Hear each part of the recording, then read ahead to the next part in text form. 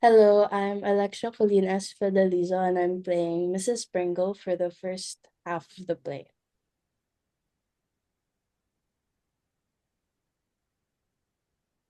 Hi, I am Natania Elena Evaristo, and I will be playing Elaine for the first half of the play. I am Luis Manolo P. and I will be playing Dunham for the first half of the play. Hello, my name is Gabrielle Acejas, playing the role of Dunham for the second half of the play. Hello, my name is Sophia Lim, playing the role of Elaine for the second half of the play. Hello, my name is Danica Ong, playing the role of Mrs. Pringle for the second half of the play. Dunham, I've just had word from Mr. Harper that he was called away to the bedside of a friend who's very ill. He sent me these flowers. It's a good thing he did. I don't approve of young men refusing dinner invitations at the very last minute. I'll take the box and paper, Mrs. Pringle. It's too bad after you've said it all so beautifully, and it's getting so late. Someone might be coming any moment. How's Cook? Cook's in a temper as always, madame. I'm glad to hear it. She's like an actress. The better the temper, the better the performance. As long as she serves us a good dinner, I don't care how much she swears. The rest of you can just keep out of her way. Where's Gustave? I'm sorry to have to say it, madame, but there's such an awful blizzard out, he's sweeping off the sidewalk. Oh, dear me, yes. I should have ordered an awning, but who expected a storm like this? Here are the place cards, Mother, and the diagram. Shall I put them around? Yes, dear. Elaine, I'm going up to look after your father. He's so helpless about his ties. Remove one plate, Dunham. Remove one plate, madame? Oh, madame, it is a certainty. You wouldn't sit down with 13. 13? Why, you're right. 13? We can never sit down with 13. That's all due to Mr. Harper's negligence. Sick friend. Nothing. He's just one of those careless men who never answer their invitations in time. His flowers indeed to make me forgive him. Now look at the trouble he's put me to. 13? I wonder whom I could get to come in the last minute. Quick, Elaine, help me think. There's always Uncle George. He never opens his head. Mr. Morgan, madame. He always tells a joke or two.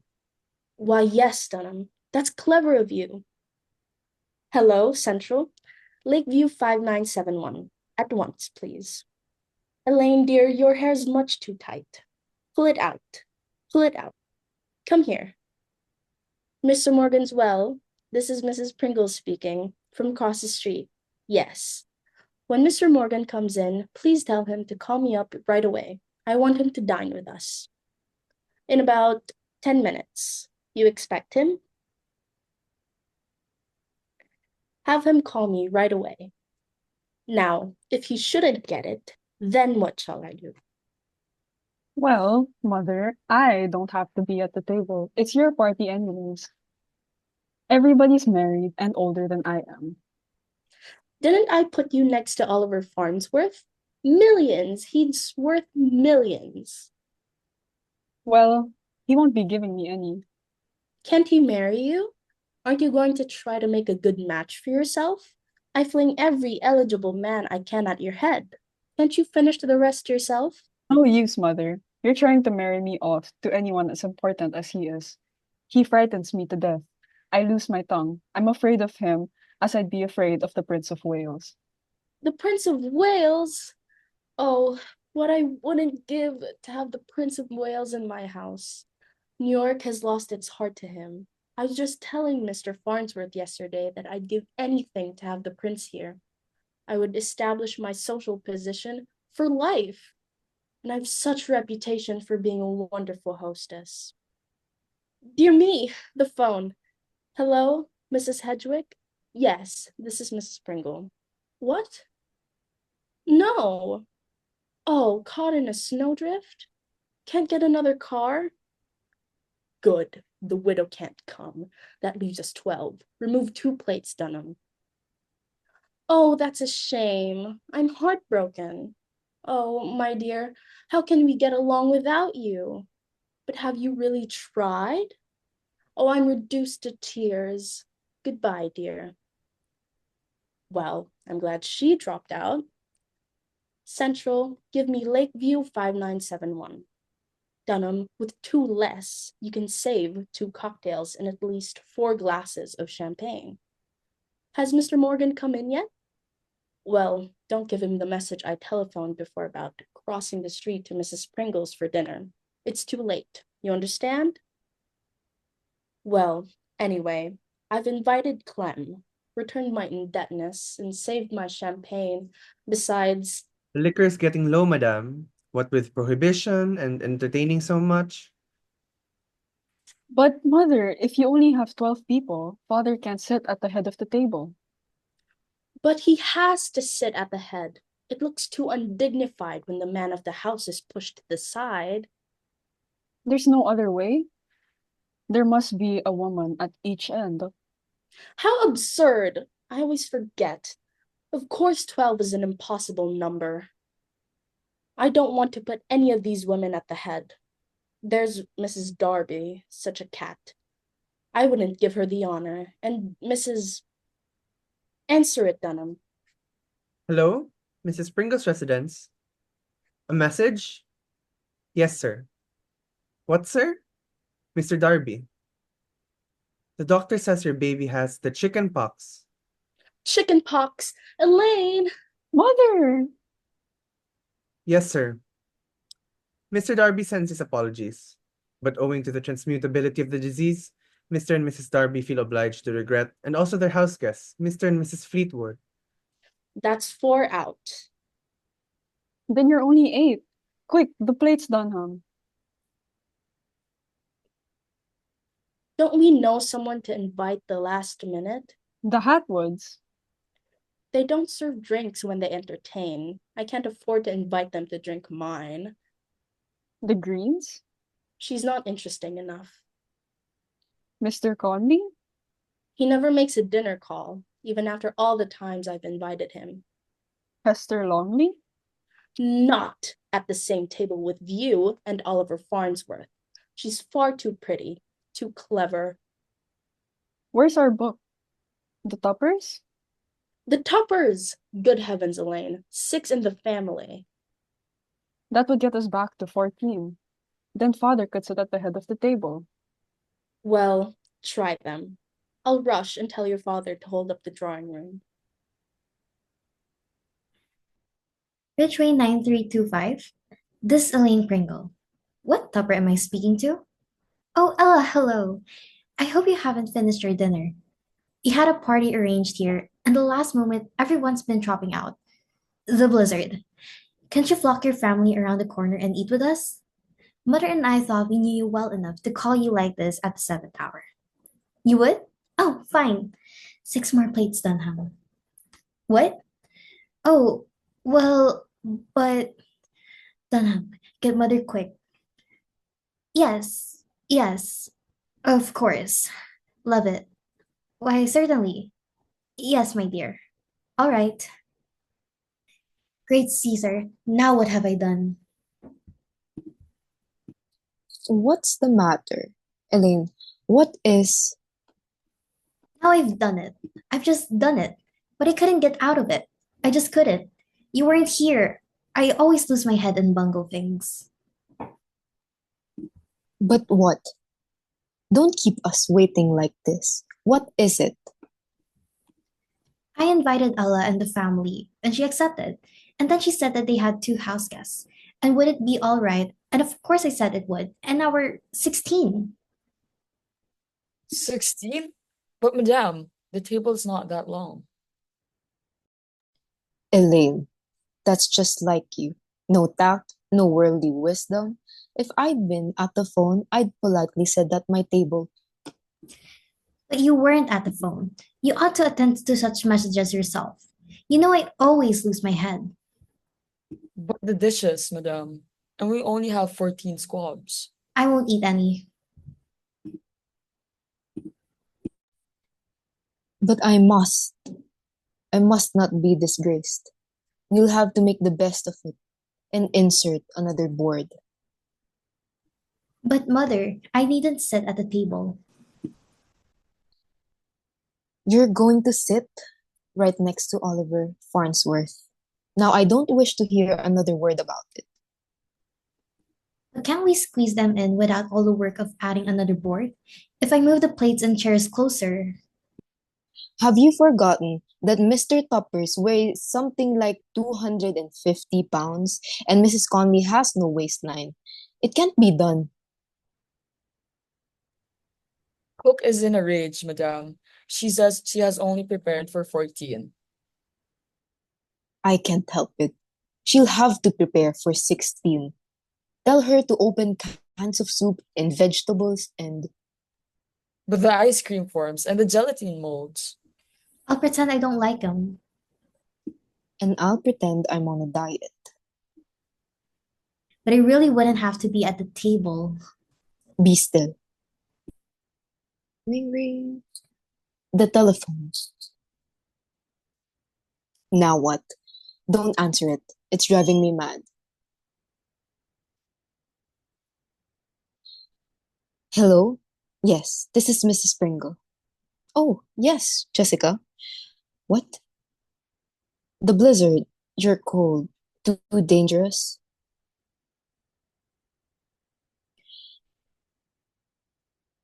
Oh, Jessica, you poor dear.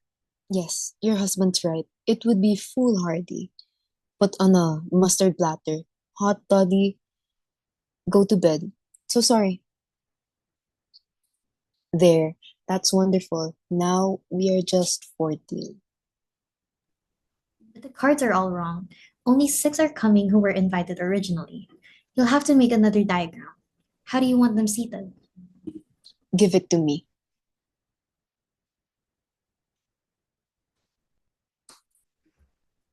Here's some fresh cards. What a mess! I spent hours over that diagram. So much depends upon having guests seated harmoniously. There's the front doorbell, Tanam. I told Annie to answer it for you, but go, peek into the drawing room and tell me who it is. Ring ring. You murderous instrument. What have you to say? Now what? Hello? Who? Mr. Farnsworth. Mr. Oliver Farnsworth? No, you're his secretary. He's what? Instructed you to make his excuses? He had to leave for Boston at once on a very important business. Oh, how dare he? How dare he? The last moment like this. No regard for a hostess's feelings, no regard for the efforts she goes to provide an evening's enjoyment. And such a good dinner I planned. And he promised he would come. Business. I don't believe it. He didn't want to exert himself. Was afraid of freezing in the blizzard, as if he didn't have half a dozen limousines to carry him to the door. Selfishness, downright rudeness, and worth millions. Just a match for you, Elaine. And I was bound you should meet him and sit next to him at the table. Ugh. And now I don't know when I can give you a chance like that again. I'm perfectly furious. I'll never speak to him again. I won't be treated that way. Perhaps he really did have business and was called away. And I, one of the most important hostesses in this city, people clamoring to receive my invitations. All my affairs are a success, and I insist that they shall be. I can't bear a failure. I won't have a failure. He was my most important guest. He's such a man's man, so important financially. Every other man considers it an honor to meet him. And now not coming? I'm furious. Furious. It's all this damnable blizzard. Now I will have to stay away from the table. His not coming makes us 13 again. Go to bed. Go up to the nursery. I'll send you milk and crackers. But mother, it's not my fault that he had business out of town. Yes, it is. If you'd perk up a bit, and not be so timid and make something of yourself, he would hear about your attractions from other men and be curious to meet you himself. Oh, what a family I have. No one to help me with my ambitions. Go to bed. I certainly won't sit down to 13. Go to bed. Get out my sight. It was Mr. Morgan, madame. Mr. Morgan. But I telephoned his maid to tell him not to come. He couldn't have answered the second message, madame, for I heard him explaining to Mr. Pringle how happy he was to receive your telephone invitation. That makes you 13 again. Unless you don't want me to go to bed. Of course, I don't want you to go to bed. We're back to where we started. 14, Dunham. I'll get the cocktails ready, madame. Annie told me that there were several motors making their way through the snow. It's late now, and cook's swearing about the dinner's getting too dry. Mm, I won't answer it. I should say not. Hello, what is it? Yes, yes. Mrs. Tupper. Yes, Mrs. Tupper. But now you must come. We're prepared for you. Yes, for 8 of you. Your daughter told my daughter about your house guests, and we are delighted to have them. But now we're set for you. But every plate is set. But your daughter was quite right. It wasn't an imposition at all. But you must come now. Of course, my daughter had authority to invite the guest of, oh, 8 isn't at all a big number. There is room. The table is set. But I beg of you. But my dear, you are not imposing. Oh, how foolish of you to take that stand. Why, my dear? Why, dear? Now, what do you think of that? Mrs. Tupper is perfectly furious at Ella for telling you about the house guest, and says Ella has no tact, that nothing would induce her to bring 8 when we invited 6. So she's leaving Ella and Henry at home. Only 6 are coming. Remove 2 plates, Dunham. We're 12 after all. But if you leave it at 12, Father can't sit at the end. I shall go mad. I'll never entertain again. Never, never. People ought to know whether they're coming or not. But they accept and regret and accept. They drive me wild. This is my last dinner party. My very last, a fiasco, an utter fiasco, a haphazard crowd hurried together when I had planned everything so beautifully. Now, how shall I seat them? How shall I seat them? If I put Mr. Tupper here and Mrs. Conley there, then Mrs. Tupper has to sit next to her husband. And if I want Mr. Morgan there, oh, it's impossible. I might as well put their names in a hat and draw them out at random. Never again. I'm through. Through with society, with parties, with friends. I wipe my sleeve. They'll miss my entertainments. They'll wish they had been more considerate. After this, I'm going to live for myself. I'm going to be selfish and hard and unsociable and drink my liquor myself instead of offering it gratis to the whole town. I'm through. Through with men like Oliver Farnsworth. I don't care how rich they are, how influential they are, how important they are. They're nothing without courtesy and consideration. Business, often train nonsense. Didn't want to come, didn't want to meet a sweet, pretty girl, didn't want to marry her. Well, he's not good enough for you. Don't you marry him. Don't you dare marry him. I won't let you marry him. Do you hear? If you tried to elope or anything like that, I'd break it off. Yes, I would. Oliver Farnsworth will never get recognition from me. He is beneath my notice. I hate Oliver Farnsworth. A note from Mr. Farnsworth, madame. A note from Mr. Farnsworth. Yes, madame. There are 2 strange gentlemen in the lower hall. They presented this letter. He said he was the secretary. All the other guests are upstairs in the drawing room, madame. I counted 12 in all, including you and Mr. Pringle and Miss Elaine. But the 2 gentlemen downstairs, madame, are waiting for your answer. The one gentleman's face looked very familiar, madame, but I just can't place him. Although I'm sure I've seen his face somewhere. Seen his face? Somewhere? Oh my goodness, Elaine, it's the Prince of Wales. The secretary said you cut off the telephone or Central disconnected you. He was about to tell you that Mr. Farnsworth knew that the blizzard had prevented His Highness from keeping an engagement way uptown. The Prince of Wales sitting in my lower hall, waiting for me to ask him to dinner? Then we'll be 13 again. There's the secretary, miss. He is his bodyguard. Certainly, the secretary, Elaine. We shall be 14 at dinner. Serve the cocktails, Dunham. The guests may sit anywhere they choose. I shall bring the prince in with me. But, Mother, wasn't it nice of Oliver Farnsworth to send a prince in his place? Then I always say that Oliver Farnsworth was the most considerate of men. I think I shall like Mr. Farnsworth. Silly child. It is too late now to like Mr. Farnsworth. It's time now to like the prince. I always manage somehow to be the most successful of hostesses. Thank God for the blizzard.